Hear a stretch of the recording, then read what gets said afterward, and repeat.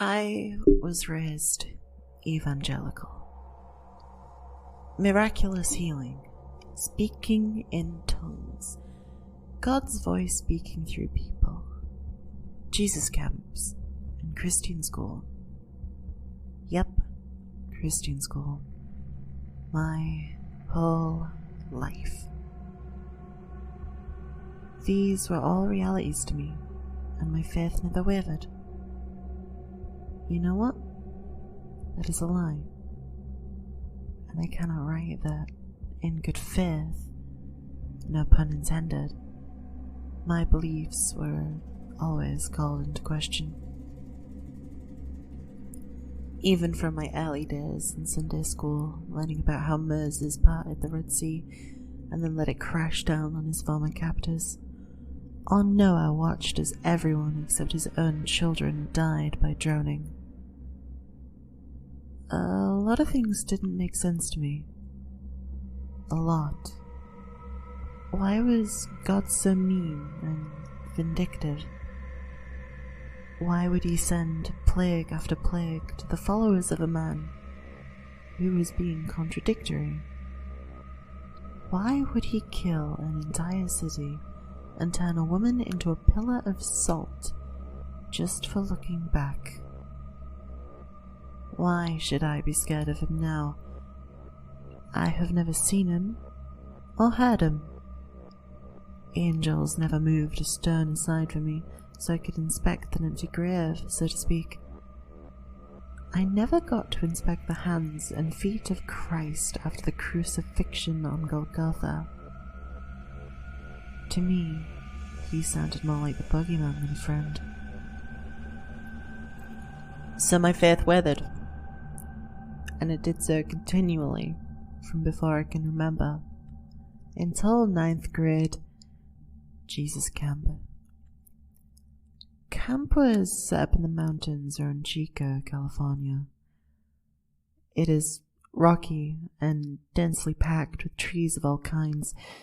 The first thing you see when the bus pulls in is this very old Victorian-style hotel. I knew this hotel well because I had been sent to both years of junior high and summer camp, and it was held in the same place. When you first walk into the hotel, there is a giant lobby made of all oak. Everything is polished and looking brand new, much more like a modern hotel or cabin. Off to the left, there is a bookstore. You could buy anything Christian niche there. The year before last, my best friend Matt had bought me a little pin that said, "My best friend is a carpenter," which was meant as a plain words by him, because Christ is a carpenter, and my father was as well. There was also a large fireplace, with many couches around it, and off to the right was entry into the cafeteria and music rooms. Right in the middle of all of it was a giant staircase that led up to the dorms. Boys took the left tier to their rooms, and girls took the right tier. Matt and I always wanted to be able to stay in the room, but never bothered asking. It was a Christian Bible camp. Even if our own parents had been letting us have sleepovers since we were in diapers, that didn't mean a Christian Bible camp would let a boy and girl bring together. Something of unheard of and sinful could happen, like cutting, or worse, kissing. Big time sin. I remember my 9th grade summer camp year. I was at this particular phase in my continual rebellion, where I decided to completely mimic Cyndi Lauper, who hadn't been popular for almost 15 years. I had short, spiky pink and purple blue hair, wore ripped-up fishnets over multicolored stockings, combat boots, and chic old lady dresses from the thrift store. Matt had similar tastes, save the dresses, with blue hair, bubbly holly glasses, and always in a black hoodie. People did tend to think we were a couple. We always laughed at that. We shared hair dye, not bodily fluids. Every year to date, I had been stuck in the same dorm room with Christina being. I theorize that this is because we were loners among the other girls. My best friend was a boy, and I dressed like the 80s. And she was really, really fucking strange. But I sort of dug strange. And despite the customary eye roll when I found out who my bunkmate would be for the next month of Jesus fun, I still looked forward to finding out her strange habits and talking with her son. Camp was comprised of many churches seemingly lived together, so literally there would be hundreds of kids there. Christina came from a small church somewhere in Arizona, and she was the only one in a youth group that they ever sent. I don't know if it was because she was the only one who could come, or because she was the only young person at her church. I never bothered to ask. My group always brought about 60 kids, and everyone knew each other. So Katrina would cling to me every year, like white on... You get the picture? I hate that saying. So, usually as a group, Matt, Christina and I would make our way to morning worship. At the chapel, down a little path, past the rec centre, and a little set back among the trees. It was together we would take our place in the lunch line, and together we would sign up for hikes. Matt did not care for Christina in the least, but he was a good Christian guy, and put up with her for my sake. After several days of camp, we had all set into our rituals, and were ready for the coming month. Matt, Christina and I had set up for a little hike that went up to Mushroom Rock. I don't think it was actually called that. It's just everyone else called it that because, from a distance, it looked just like the fungi. I'd never been up there before, because I much preferred swimming or playing ping pong to trudging to the side of a rocky mountain to sit at the base of the mushroom. But Christina really wanted to do it, so Matt and I tagged along. I questioned her motive for wanting to go.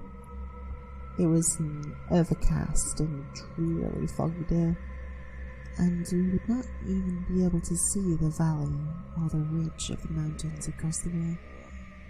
But Christina said it would be an adventure, and she was weird, so I went with it. Our counsellor Amanda chaperoned the walk. I could tell she wanted to stay and look at the counsellor dude swim, but she was performing her duties nonetheless.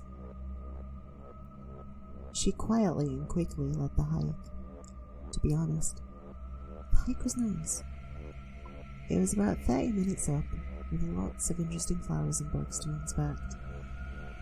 I tend to move away from all things spider, but at the same time, I'm completely morbidly fascinated by them. Everything was pretty dreary, but in a really beautiful way. The state flower had a way of shining its brightest orange despite the grey. I would have picked up one to go with my pink, spiky motif if it weren't illegal to free the state flower. Who made that crap up anyway? It was a brisk and foggy, yes, but warm enough to break a sweat. And with the light breeze, the sweating didn't suck so bad. It cooled the skin perfectly. Finally, We got to our destination, the bottom of the mushroom. Matt and I plopped down and stared up at the rock formation above our heads, the cap of the mushroom. We started talking about different Christian ska and punk bands. Was MXPX better than Five Iron Frenzy? What about the W's? Christina was speaking with Amanda, a short ways away in a hushed tone. Amanda looked sick, and after a few minutes, she turned and jogged down the pathway that led back to camp. This would never fly. We were not supposed to be alone up here. We could get in trouble. And so could Amanda. But holy hell, I was not going to go jogging down to get her after the hike up here wore me out so bad.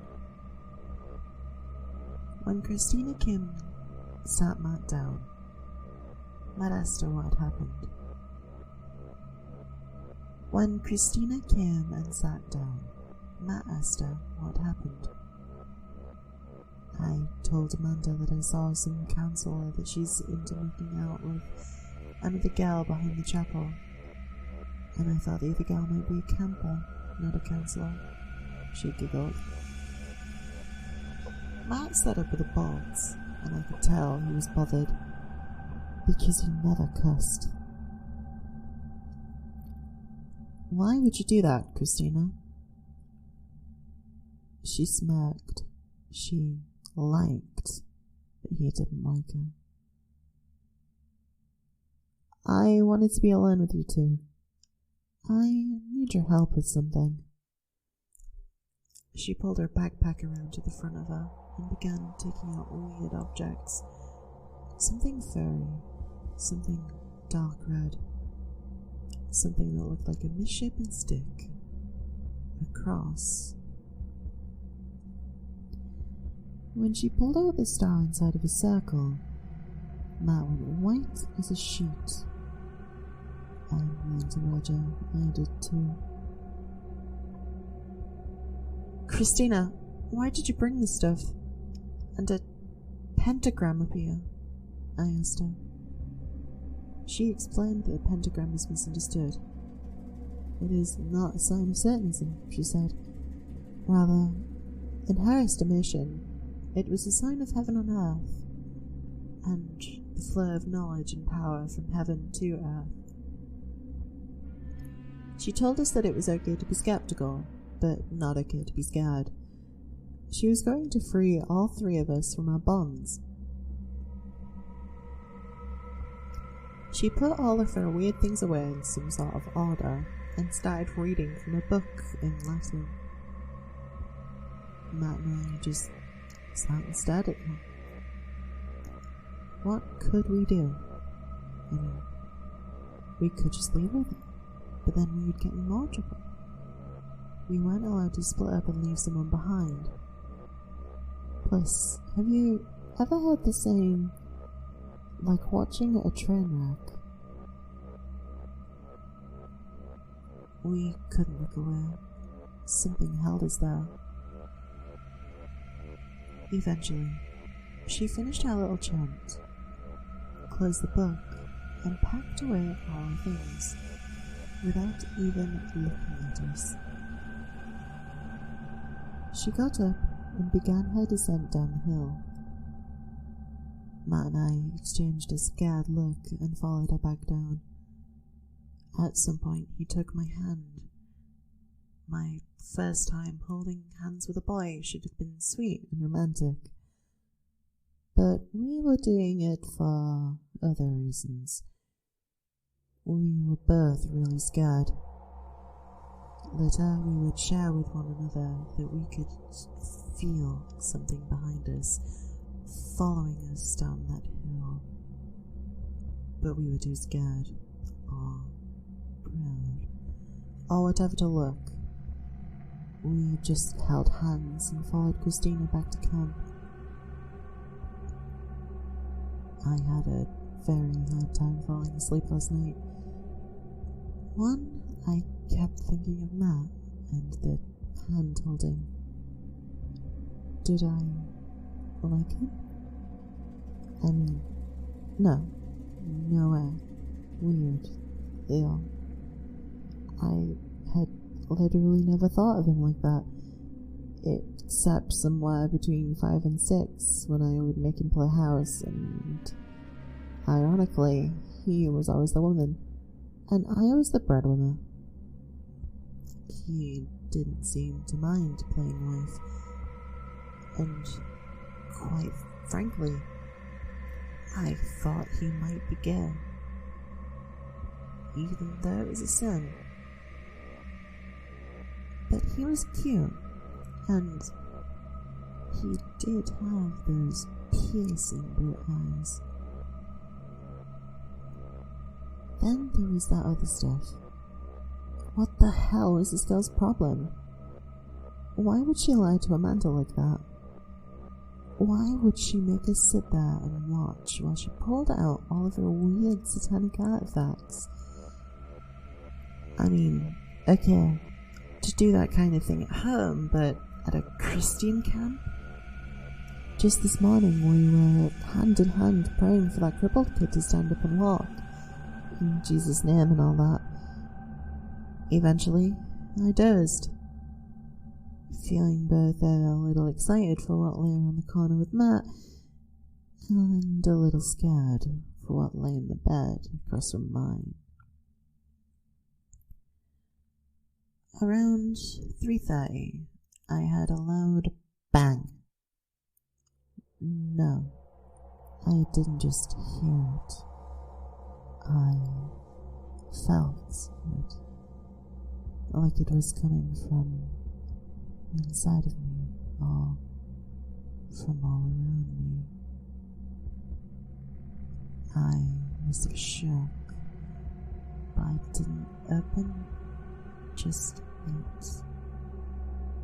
I was trembling in fear instantly, and after what seemed like forever, I could hear heavy panting coming from Christina's side of the room. I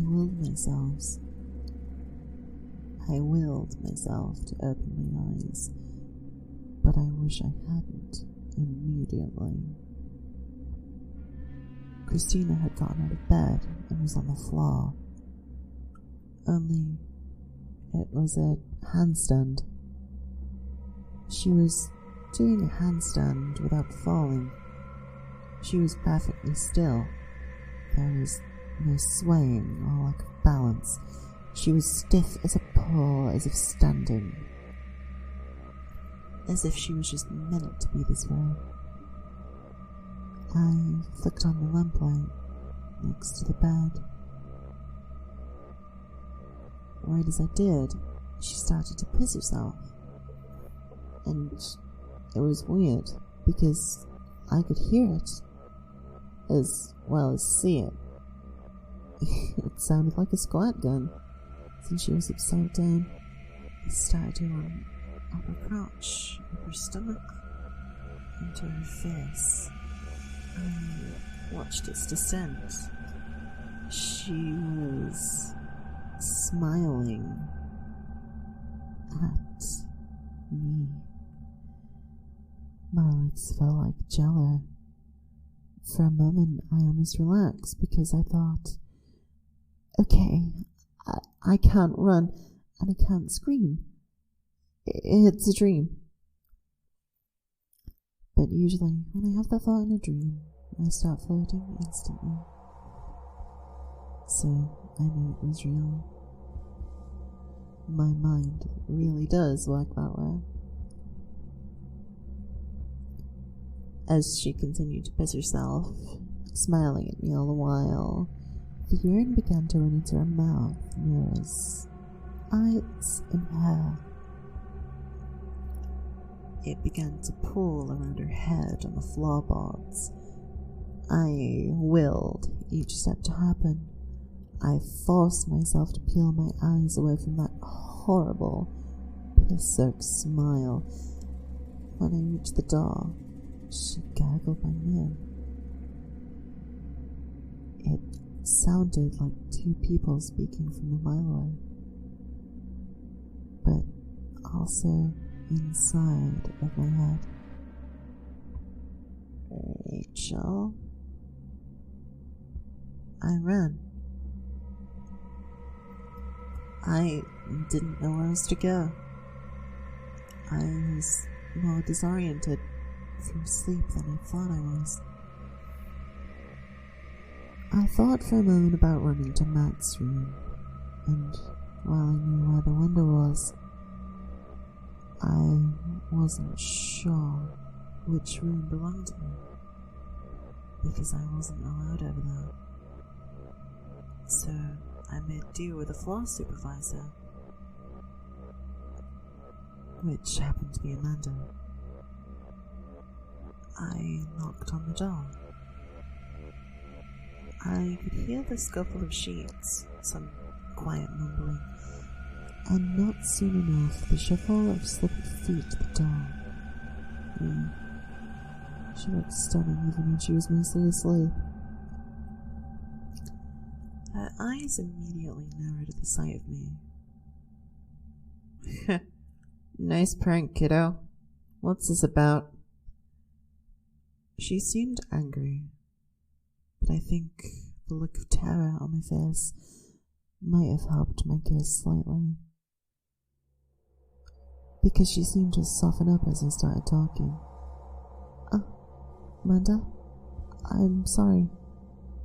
That wasn't me. I'm pretty scared. Christina is acting really weird, and she peed herself. What do you mean, weird? Can you just come with me and look? I don't... Please, just come over and see. Without another word, she shut the door behind herself, and I followed her back to my door. The light was off, which was strange, because I had left it on. Amanda flicked on the other headlights. Christina was in bed, clearly asleep. She sat up squinting, and rubbing sleep from her eyes. She was dry. Her hair was dry. Her pajamas were dry. What was going on?